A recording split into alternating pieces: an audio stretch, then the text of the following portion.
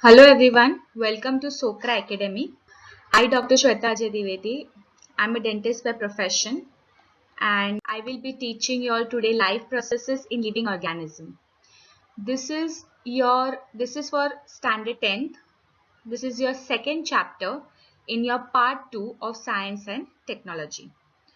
Now for the convenience process, I have divided this life processes in living organism in two parts. Okay, in first we are going to study about the metabolism of glucose, how the glucose is utilized by our body for the energy, and in the second part we are going to study about the cell division, which is one of the most important part of any life process to go ahead. Your cell should divide, right?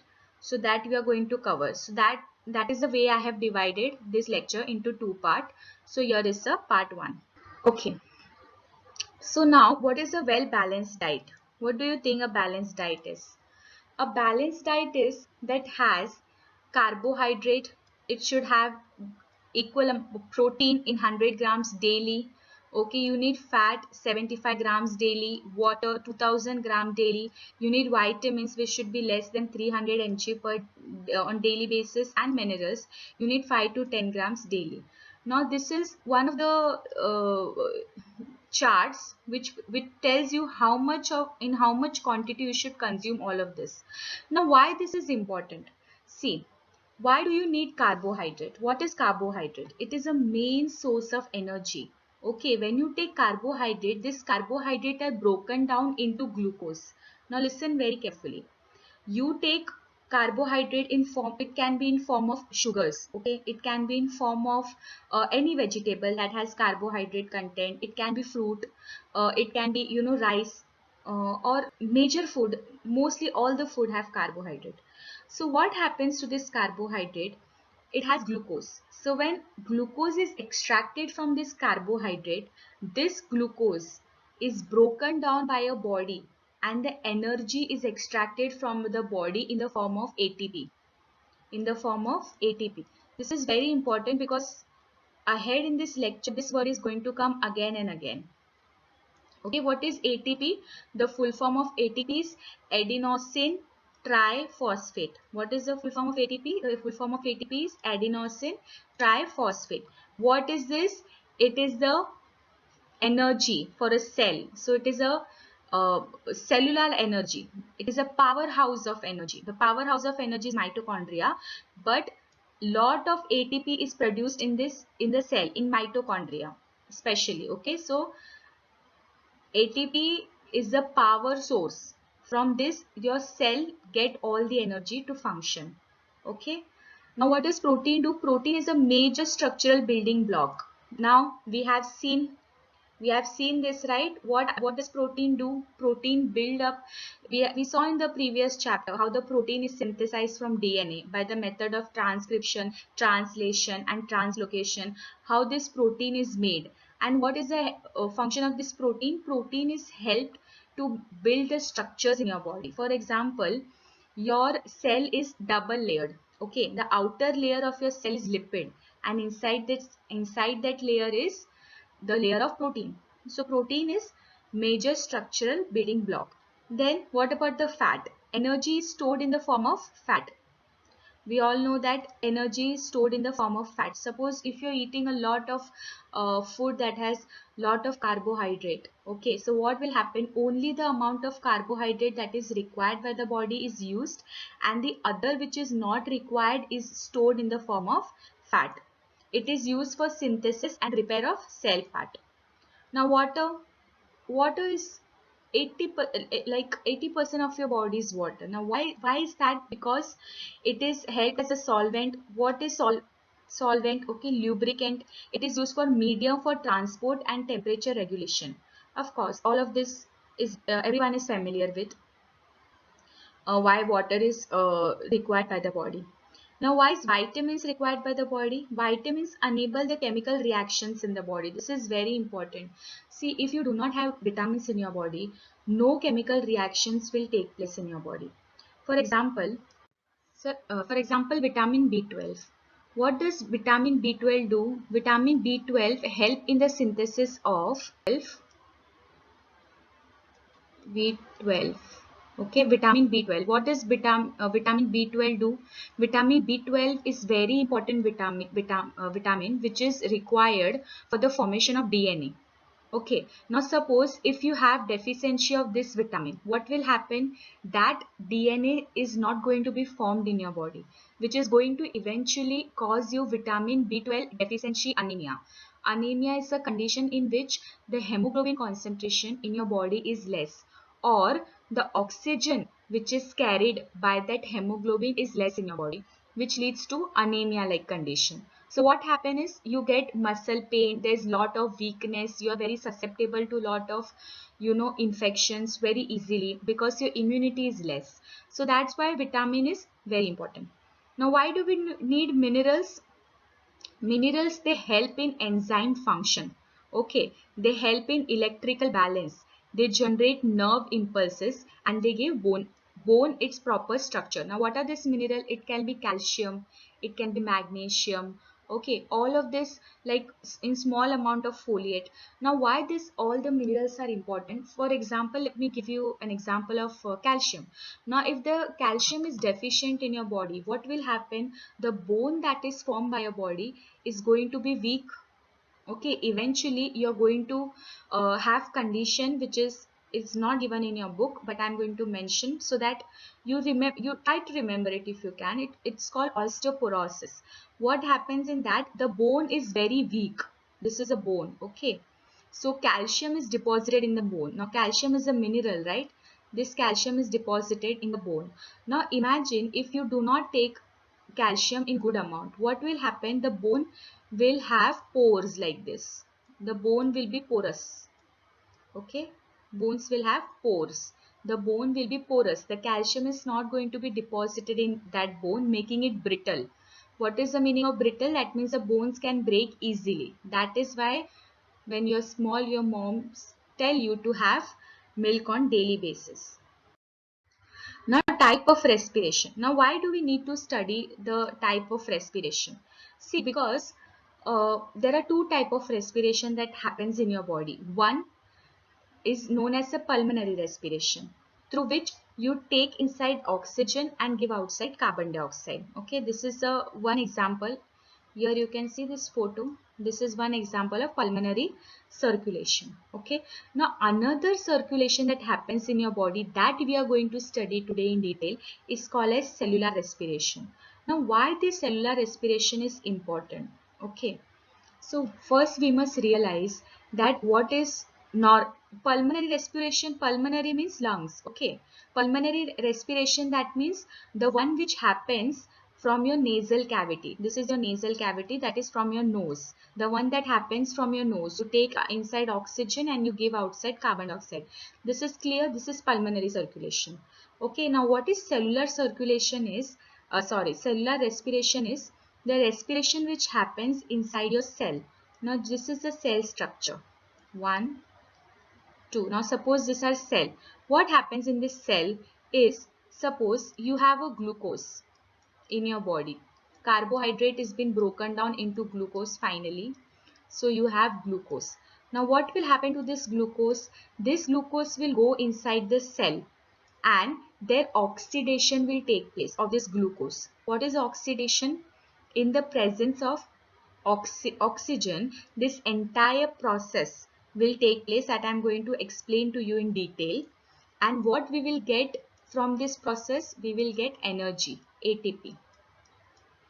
So do you understand? I told you in the previous slide, this ATP is the energy from which your body gets a lot of energy. And we have to derive that energy from glucose. And how do we do that? We do that with the help of cellular respiration. Okay. Now there are two types of cellular respiration. One is aerobic respiration and another is anaerobic respiration. First, see at this chart for easy understanding. Okay, first we'll see the difference. What is the difference between aerobic respiration and what is the difference between aerobic and anaerobic? What is aerobic? Aerobic means in the presence of oxygen. That means the glucose, okay, that is going to be broken down into ATP is going to be done in the presence of oxygen. Here the energy, that is ATP, is going to be derived without oxygen. See here, respiration takes place in the absence of oxygen. Now see, when I'm telling you henceforth energy in this lecture, energy is ATP in the form of ATP. Energy in human beings is stored in the form of ATP, or any living organism is stored in the form of ATP. This has to be clear. This is a factual sentence. It has to be cleared. Okay. Now, aerobic respiration takes place in presence of oxygen and anaerobic takes place in absence of oxygen. Means in both the condition ATP is made, but here it is made in presence of oxygen, here it is made in absence of oxygen. Okay. It occurs in the cytoplasm and mitochondria. Where does this aerobic respiration takes place? In cytoplasm and mitochondria. Now, you must have seen it in 9th standard, but let me give you a quick recap of what mitochondria is. Now, this is a cell. Any cell has nucleus and it has cytoplasm. Now, what is present in the nucleus is mitochondria. Mitochondria is a powerhouse of the cell. Mitochondria is the place exactly where this ATP is going to be generated. Now, this takes place in aerobic respiration. Anaerobic respiration, they do not have mitochondria, so they do only have cytoplasm. So anaerobic respiration takes place only in cytoplasm. Here usually glucose is broken down into carbon dioxide and water, and here glucose is broken down into ethanol. Or this sentences I will be covering in the next slide. Aerobic respiration occurs in mammals including human. Okay, so human beings carry out this process of aerobic respiration.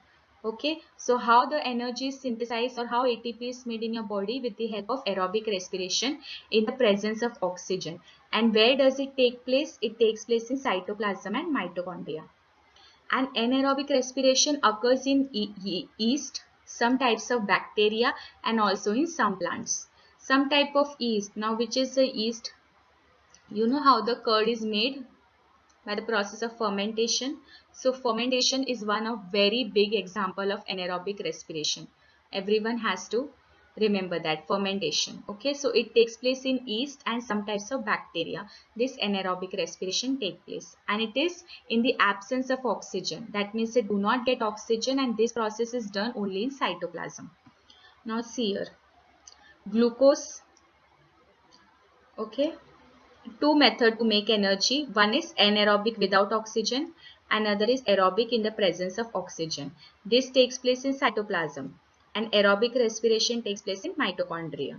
You have to remember, mitochondria is the powerhouse of the cell, but which is the energy providing unit? It is ATP. So aerobic, that is with anaerobic without oxygen, is taken place by fermentation, and we will go in detail about this aerobic respiration in the next slide. Okay. So let us see about this aerobic respiration. I have told you before that aerobic respiration takes place in presence of oxygen. Okay. Now, what we have to do in this respiration is that we have to break down glucose. What we have to break down? We have to break down glucose into ATP. This is the entire reason why we are doing this aerobic respiration in the cellular level. Okay, but to break down this glucose in the presence of oxygen into ATP is done into 3 steps. Remember, it is done in 3 steps. It is not a single step. It is a very long procedure. Okay, first what happens is, first step is glycolysis. The very first step of breaking down glucose into ATP is glycolysis. Second is citric acid cycle. Okay, citric acid cycle. And the third stage is oxidative phosphorylation, or it is also called as electron transport chain, or it is also called as electron transport chain, or you can also call as ETC. And yes, citric acid cycle, the first step is glycolysis, the second stage is citric acid cycle, and the third stage is ETC, or it is also called as oxidative phosphorylation. So first step we see about glycolysis. Let me explain this word for you. Okay, so we all know that glucose is stored in the form of glycogen. If you do not know this, just remember. Okay, glucose is always stored in the body. Carbohydrate, you have carbohydrate. Carbohydrate is broken down into glucose, but this glucose is stored in the body in the form of glycogen. Okay, so what happens to this glycogen? This glycogen in the inside, this glycogen in cytoplasm undergo glycolysis.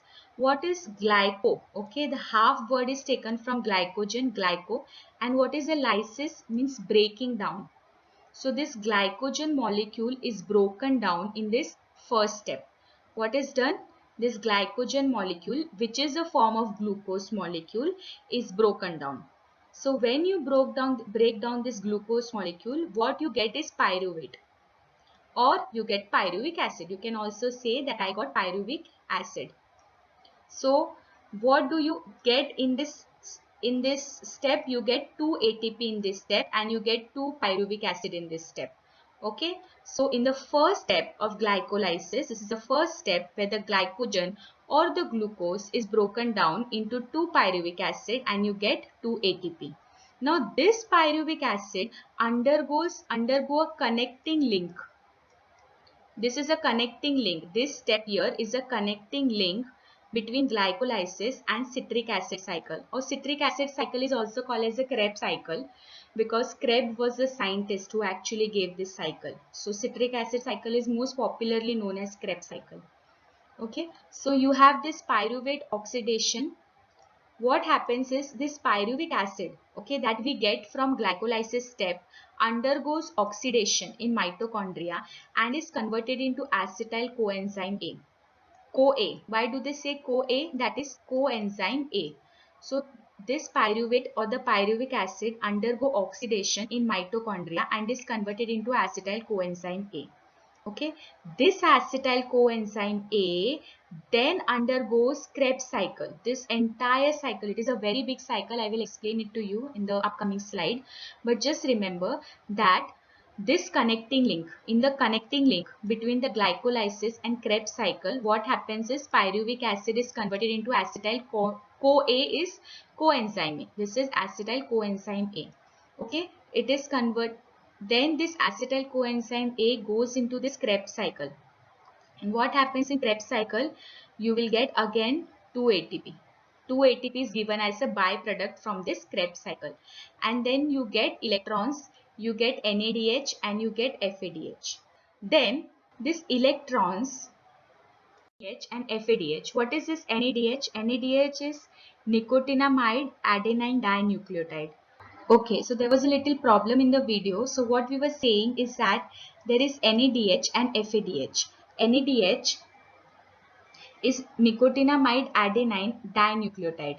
Okay, so that goes to ETC. ETC is electron transport chain, which is the last step of the 3 steps in glycolysis in the aerobic respiration, and then you get 34 or 30 ATP. Now how that ATP is produced, we'll see in the coming stage. So first just focus on this first stage, that is glycolysis.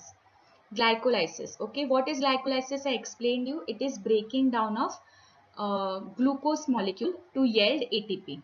So first what happened, the glucose is broken down into glucose phosphate, then it is broken down into fructose phosphate, then fructose biphosphate, the 2-trioxyphosphate. Then you see your pyruvate. I told you now that glycolysis gives you 2 molecule of pyruvic acid. What it gives you? It gives you 2 molecule of pyruvic acid. So here just see what is happening. Glucose is going, you're getting 2 ATP. Then again this ATP is utilized. Then you're getting your 4 ATP and you're yielding 2 pyruvic acid. So at the end of glycolysis, what all do you get? Is you get 2 molecule of pyruvic acid. You get 2 molecule of pyruvic acid, you get 2 molecule of water, you get 2 molecule of ATP, that is energy. You get 2 molecule of NADH and you get 2 molecule of hydrogen. Now we have to only remember this yield. Can you see here yielding is written.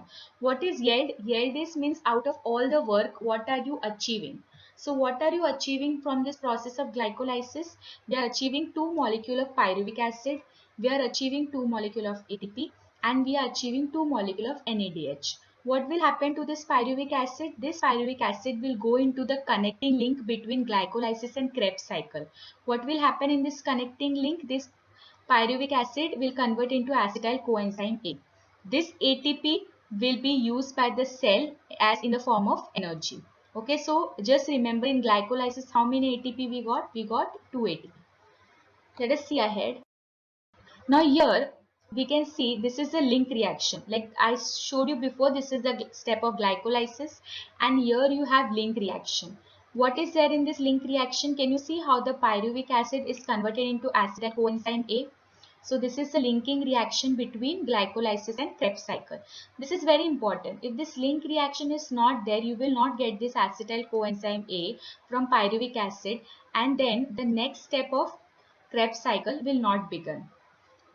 So you have the third step, or sorry, the second step of aerobic respiration. In this second stage of aerobic respiration, it is called as Krebs cycle, or is also it is called as citric acid cycle. What happens in this cycle is, you see this acetyl coenzyme A that we got from the previous step. This is broken down into citrate.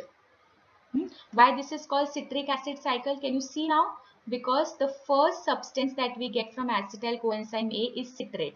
That is why it is called a citric acid cycle. Okay. So this citrate is broken down into isocitrate, then you have alpha glutarate, then you have succinyl coenzyme A, then you have succinate, then you have fumarate, then you have malate, then you have oxaloacetate. See, this remembering this name in 10th standard is not important. You will have about this in detail in your 11th and 12th standard. Just remember that what is happening in citric acid cycle is this acetyl coenzyme A, okay, gets broken down into citrate. So this is the first molecule of Krebs cycle, this citrate. That is why this is called as citric acid cycle. And what do we get from this Krebs cycle? We get ATP, 2 ATP, we get 6 molecule of NADH, we get 2 molecule of FADH2, and we get 4 molecule of carbon dioxide. Let us see the next. This is the electron transport chain. Now what happens in electron transport chain? Now this is the last step of glycolysis, in which entire energy, entire formation of all the NADH and FADH that we have received. What is NADH? NADH is nicotinamide adenine dinucleotide. Okay, nicotinamide adenine dinucleotide. So this all the NADH molecule that we have received from the glycolysis, from the link reaction, and from the Krebs cycle, all this NADH is converted into ATP. Can you see your ATP synthase? How this ADP is getting converted into ATP. So what happened? This process takes place in mitochondria. We have to remember very carefully that the process of glycolysis takes place in cytoplasm, but Krebs cycle and ETC and even the link reaction takes place inside the mitochondria. Okay. So can you see how this NADH is converted into NAD? That is a reduction reaction takes place for NADH. Okay. Then just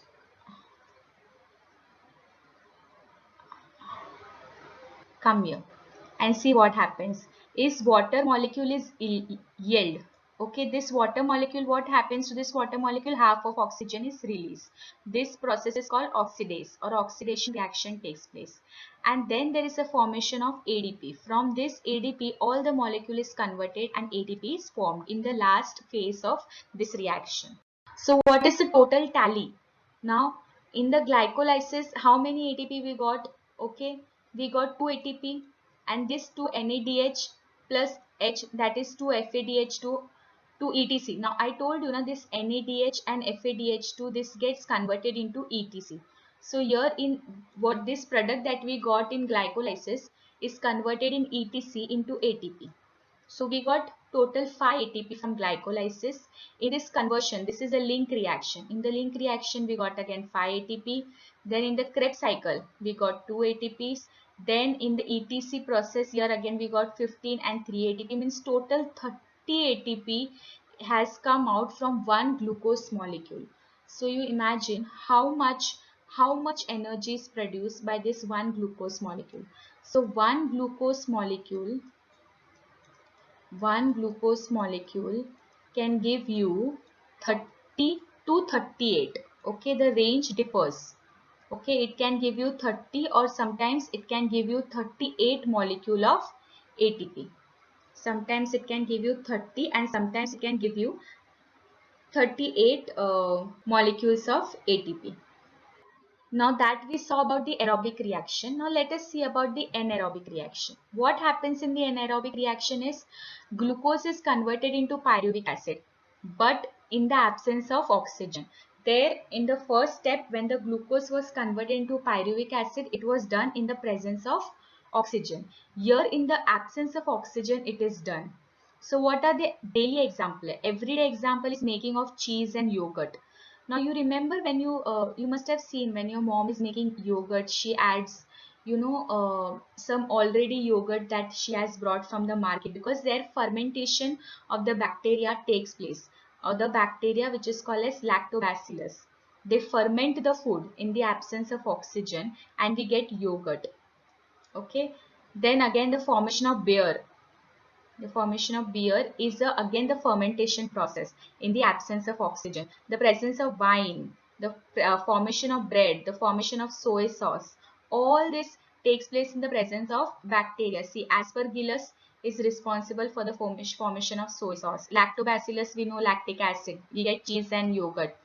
Saccharomyces, we get beer, we get wine, we get bread from this bacteria. This entire process is called as fermentation. Okay, this is a process of anaerobic respiration of conversion of glucose into pyruvic acid. So just see here how this anaerobic respiration, here glucose is converted into pyruvic acid and you get alcohol, carbon dioxide, and you get lactic acid as your byproduct. This happens only in cytosol or chromosome. It does not take place in mitochondria because anaerobic bacteria, they do not have mitochondria, but this aerobic respiration always takes place in mitochondria. See, this aerobic respiration takes place always in mitochondria. Half part takes place in mitochondria.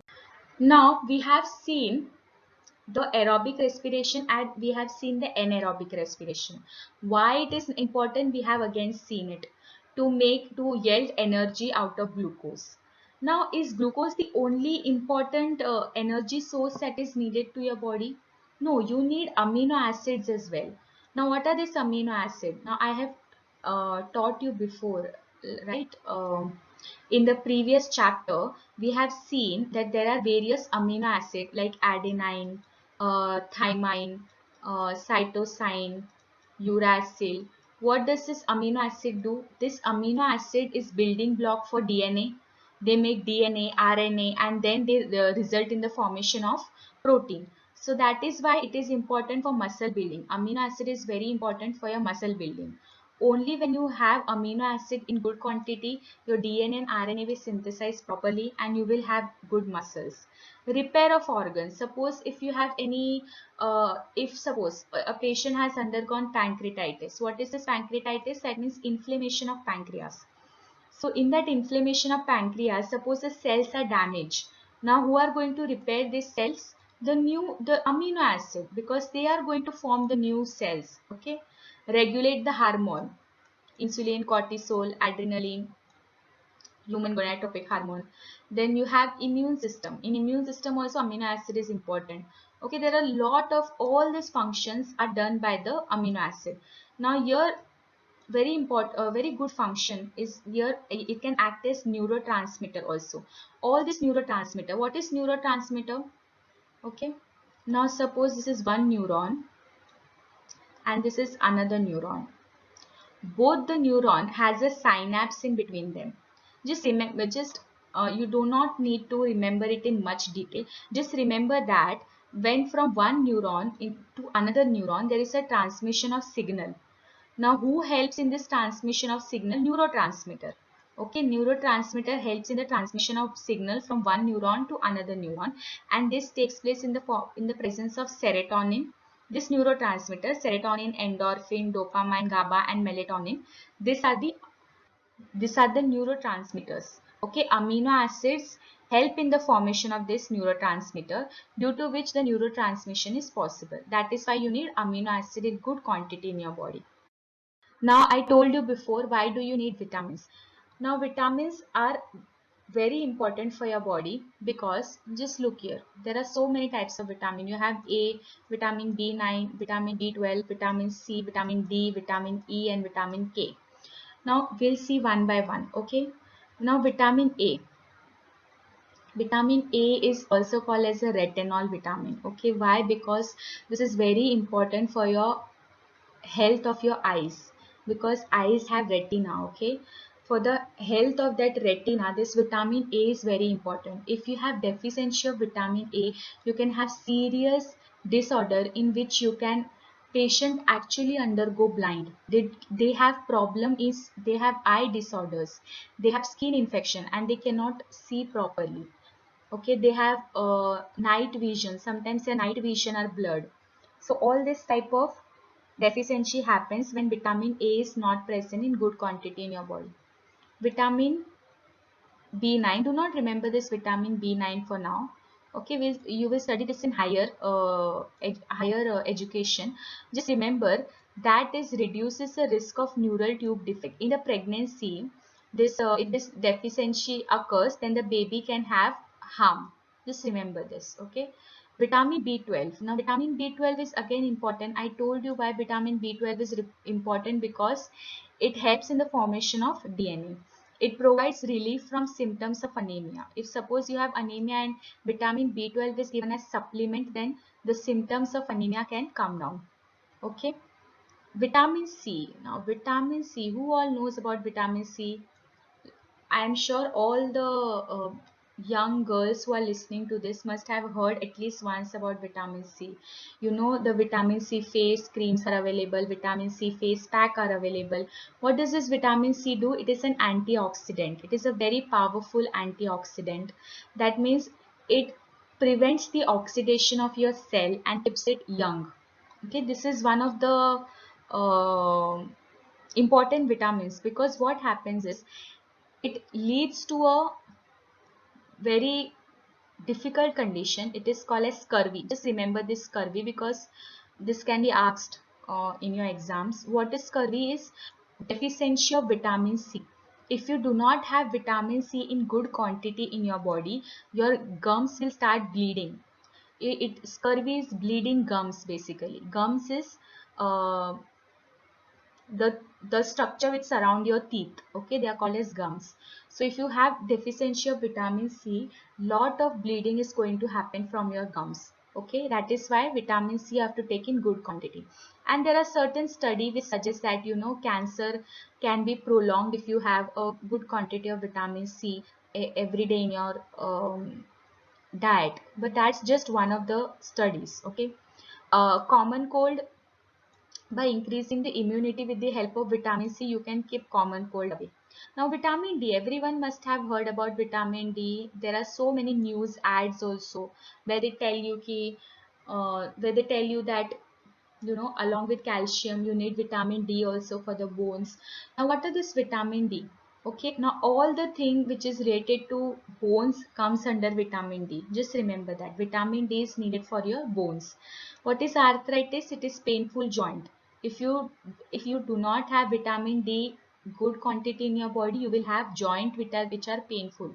You will have tooth decay, because teeth is also made up of calcium, right? Then rickets. Rickets is again the bone deficiency, but it is present in small children. So all of this is related to vitamin D. This is not important for you to know about the diabetes.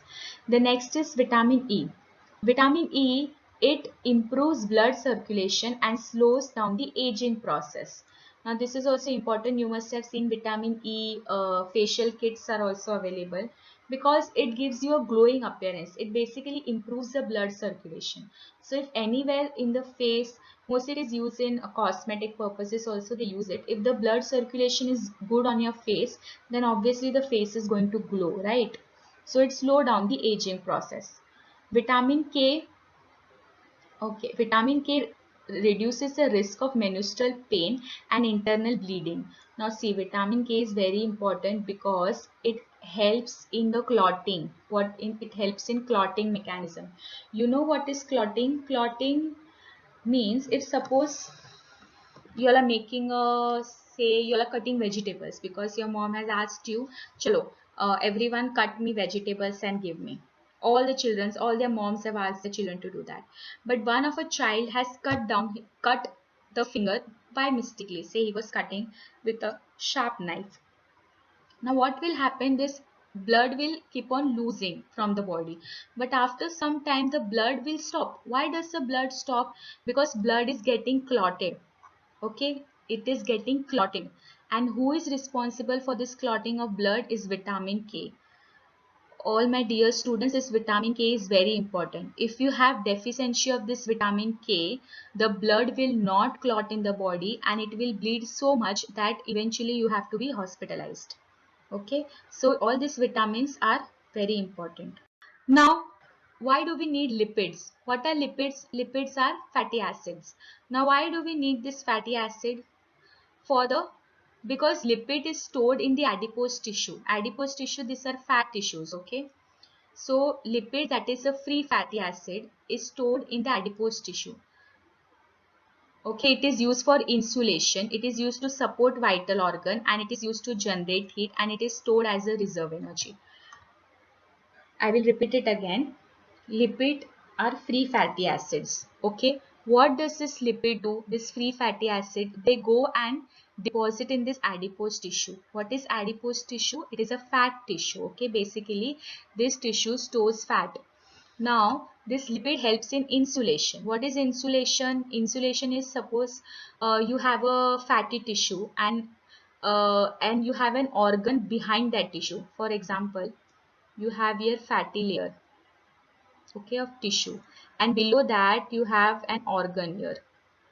So what will this fatty tissue prevent? It will prevent the direct injury to this underlying organ. So that is what insulation means.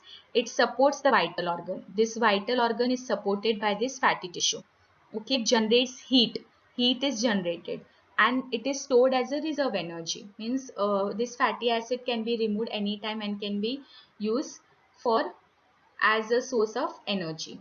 That is what helps you when you're fasting, right? When you're fasting and you're fasting from a long time, that is what happened.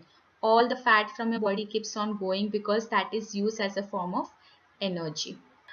To summarize, what did we see today in this chapter? We saw what is respiration, what is aerobic and anaerobic respiration. In aerobic respiration, we saw three steps of aerobic respiration. Under that, we saw glycolysis, Krebs cycle, etc., the connecting link between both, and how 30 to 38 ATPs are formed, why these ATP are the energy source for your body, why it is important to make them. We saw the function of various amino acid, vitamins, minerals, and lipid, and we saw the anaerobic respiration, the fermentation process that takes place.